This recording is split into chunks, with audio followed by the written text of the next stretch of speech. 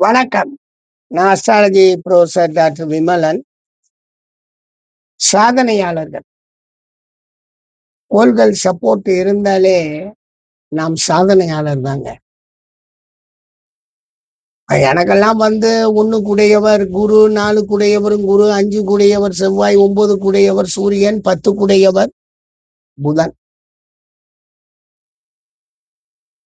விஷயமே நாங்க என்ன சொல்றோம்னா 1, 4, 5, 9, 10 குடையவர்கள் தங்களுக்குள் இணைந்திருப்பது. ஏதாவது ஒரு வகையில உறவாக, ஒண்ணு பார்க்கிறது அல்லது சேர்ந்திருக்கிறது, அல்லது இவர் வீட்ல அவர் இருக்கிறது, அவர் ராசியில இவர் இருக்கிறதுன்னு சொல்லி, இந்த 1, 4, 5, 9, 10ஆம் அதிபதிகள் கெடாமல் 6, 8, 12 தொடர்புகளே இருக்கக்கூடாது.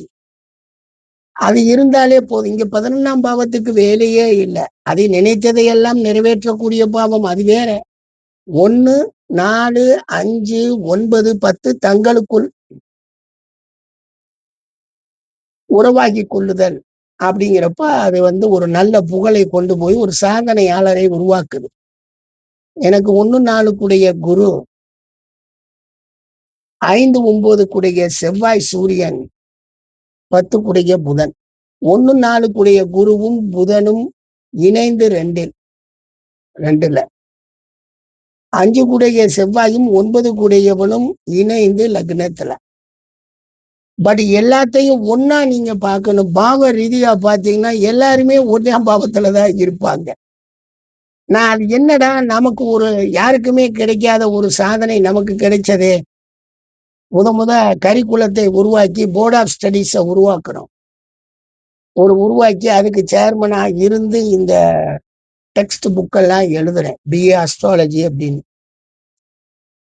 என்னைய கேட்டா இந்திய வரலாறுல 2 யூனிவர்சிட்டியில தான் அது அஸ்ட்ராலஜி டிபார்ட்மெண்டே திறந்தோம். ஒண்ணு பொத்திச்சிரி ராமலி யூனிவர்சிட்டி, இன்னொன்னு நாங்க. நான் திறக்கும் போது உங்களுக்கு சாஸ்திரா யூனிவர்சிட்டியில 2002ல திறக்கிறோம். தமிழ்நாட்டுல எங்கேயும் கிடையாது டிபார்ட்மெண்ட். ஏன் இந்தியாவிலேயே டிபார்ட்மெண்ட் கிடையாது. ஃபர்ஸ்ட் திறக்கிறேன், நான் பிஏ திறக்கிறேன். அங்க பொட்டி ஸ்ரீராம்ல எம்ஏ திறக்கிறாங்க. அப்படியே அழகா கொண்டு போனோம்னு வைங்க. இந்த சாதனை இதெல்லாம் நமக்கு இது ஃபர்ஸ்ட் ப்ரொஃபசர் ஆஃப் அஸ்ட்ராலஜி இன் தமிழ்நாடு அப்படின்னா நமக்கு தானே. அது நமக்கு கிடைச்ச ஒரு பெரிய பேரு. ஆனா அதை ஒழுங்கா காப்பாத்திட்டு வந்தோம். பின்னாடி வந்தவங்க என்ன செஞ்சாங்கன்னு தெரியல. எல்லாம் அவங்கவுங்க மூடிட்டு போயிட்டாங்க. ஏதோ இன்னொரு யூனிவர்சிட்டியில நடக்குதுன்றாங்க. பட் நமக்கு அந்த சாதனை கிடைத்தது. பார்க்கும்போதுதான் தெரியுது நமக்கு இவங்க எல்லாம் கெடல. பாவ ரீதியாக எல்லாருமே 1ஆம் பாவத்துல இருப்பாங்க. அந்த சம்பந்தம் கிடைக்குது. அனைவரும் இணைந்து 1, 4 கூடிய குரு, 7, 10 கூடிய புதன், 9 கூடிய சூரியன், 5, 12 கூடிய செவ்வாய் எல்லாம் இணைஞ்சு ஒரே 1ஆம் பாவத்துல இருப்பாங்க. ஏன்னா எனக்கு பாவம் ஆரம்ப புள்ளி, தொடக்க புள்ளி கணக்குல.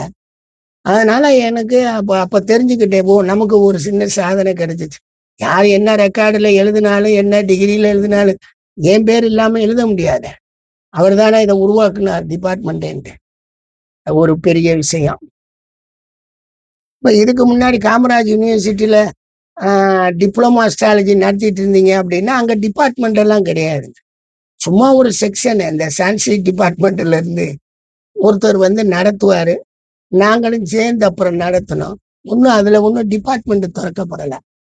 டிபார்ட்மெண்ட் திறந்தது என்னமோ நான் தான்.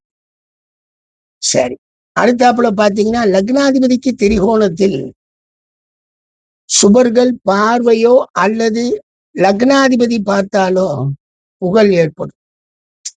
லக்னாதிபதி நின்ற இடம், அதாவது இப்ப லக்னாதிபதி ஒரு லக்னம் எடுத்துக்கோங்க, தனுசு லக்னம். அவர் போய் மிதுனத்துல நிக்கிறாரு குருனா, அவருக்கு திரிகோணத்தில் அவர் நிக்கிறது மிதுனத்துல இருந்து துலாமோ அல்லது கும்பத்திலேயோ கோள் இருந்தால் சரி, அந்த இடத்தை சுபர்கள் பார்த்தாலோ அல்லது அந்த இடத்தை லக்னாதிபதி பார்த்தாலோ அவர் சாதனையாளராக மாறுகிறார். அப்படி மாறும் பொழுது சரராசியாக இருந்தால் அவரு அந்த சுபர்கள் பார்க்கிறது, லக்னாதிபதி பார்க்கிறது சரராசியா இருந்தால் வெளியூரில் புக சாதனையாளர் பட்டம். உள்ளூரில் ஸ்திரராசியா இருந்தா உள்ளூர், உபயராசியா இருந்தால் பல ஊர்கள் அப்படின்னு வரும். பரவாயில்ல. இது ஒரு சாதனையாளர் அமைப்பு தான். அதுக்கு அடுத்தாப்புல பார்த்தீங்கன்னா, லக்னாதிபதி 10ல் இருந்தாலே, பரம்பரை அடிப்படையிலேயே அவங்களுக்கு சாதனையாளர் லிஸ்ட் வந்துரும். அதெல்லாம் பெரிய ஒரு கிஃப்ட் உங்களுக்கு. லக்னாதிபதி 10ல் இருந்தால், பரம்பரை புகழும் சேர்ந்து உயர்த்தும் அவரை அப்படின்னு சொல்றோம். அதுவும் ஒரு பெரிய கிஃப்ட் தான். அந்த பரம்பரை புகழ்ல அவர் சாதனையாளரா மாறுறார். ஏன்னா 10ஆம் பாவத்துல இருக்கனால, அவர் செயல்கள், அவருடைய பழக்கவழக்கங்கள் எல்லாமே பெரிதாகி, அதை இந்த மக்கள் ஏற்றுக்கொண்டு அவரை ஒரு சாதனையாளராக மாத்துவாங்க. அடுத்தாப்புல 5ஆம் அதிபதி 9ஆம் பாவத்தில் இருந்தாலே, அவர் ஒரு சாதனையாளர். 5 கூடையவர் 9ல் இருந்தார். 9 ஆராய்ச்சி ஸ்தானம், 5 கற்பனை கருதுகோள் ஹைப்போதீசிஸ் ஸ்தானம் 2யும் போகும்போது அவருக்கு நல்ல லேர்னிங் வருது. நல்லா படிக்கிறாரு, விவரம் தெரிஞ்சுக்கிறாரு, புதியனை உருவாக்குகிறாரு, அதை கண்டுபிடிக்கிறாரு. ஒரு இளவரசர் போல் வாழ்கிறார் அப்படின்னு சொல்லக்கூடிய ஒரு சாதனையாளர். சாதாரண குடும்பத்தில இருந்து 2 கூடையவர் 9லும் 9 கூடையவர் 2லும் இருந்தாலும் சாதனையாளரே. மறந்துடக்கூடாது. 2 கூடையவர் 9லும் 9 கூடையவர் 2ல் இருந்தாலும் அவரும் சாதனையாளரே. என்னங்க சாதனைனா, முதல்ல வந்துங்க 1 தான் உருவாக்க முடியும். அதுல அவர்தான் சாதனையாளர். எடுத்து தான் குடுக்க முடியும். அதுக்கு பின்னாடி வர்றவங்கலாம் பெரிய பெரிய கண்டுபிடிப்புகள் இத ஆதாரமா வச்சுட்டும் போவாங்க, தொடக்கமா வச்சுட்டும் போவாங்க, எல்லாம் வச்சுட்டும் போவாங்க இல்லையா? அதனால இந்த சாதனையாளர்கள் எல்லாம் என்ன சொல்வாங்கன்னா, ஒருத்தர் அணுவை உடைக்க முடியாதுன்னாரு. ரொம்ப நாளா அது இருந்துச்சு. அப்புறம் பெரிதொரு நாள் இன்னொரு சயின்டிஸ்ட் என்ன பண்றாங்க, அணுவ பொளந்து காமிச்சுட்டாங்க. Neutron, electron, புரோட்டானா பிரிச்சுட்டாங்க.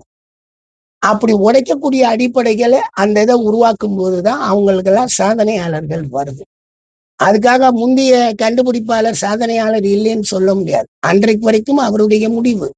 ஏன்னா அறிவியல் உலகம் வளர்ந்து கொண்டே வரும் பொழுது, அங்கு வளர்றதுக்கு உண்டான அமைப்பை முதல்ல கண்டுபிடிச்சத உடைக்கிறது தான் வேலை. அதுக்காக முதல்ல கண்டுபிடிச்ச ஒரு அறிவியலி அப்படிங்கிறதெல்லாம் கிடையாதுங்க. அது ஒரு தொடக்கம். அடுத்து அது ஒவ்வொன்னா கண்டுபிடிச்சுட்டு தான் போகும்.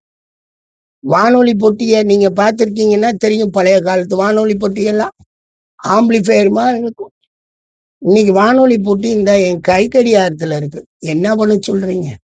அவ்வளவு தூரத்துக்கு அறிவியல் வளர்ந்து போய் நிக்குது. நன்றிங்க. 2 கூடையவர் 9லும் 9 கூடையவர் 2லும் இருப்பவர் நன்றாக ஆய்வுகள், சாதனைகளை செய்து, நல்ல வருமானமும் பெற்று, நல்ல குடும்ப அமைப்புடனும் வாழக்கூடிய யோகத்தை பெறுகிறார். நன்றிங்க.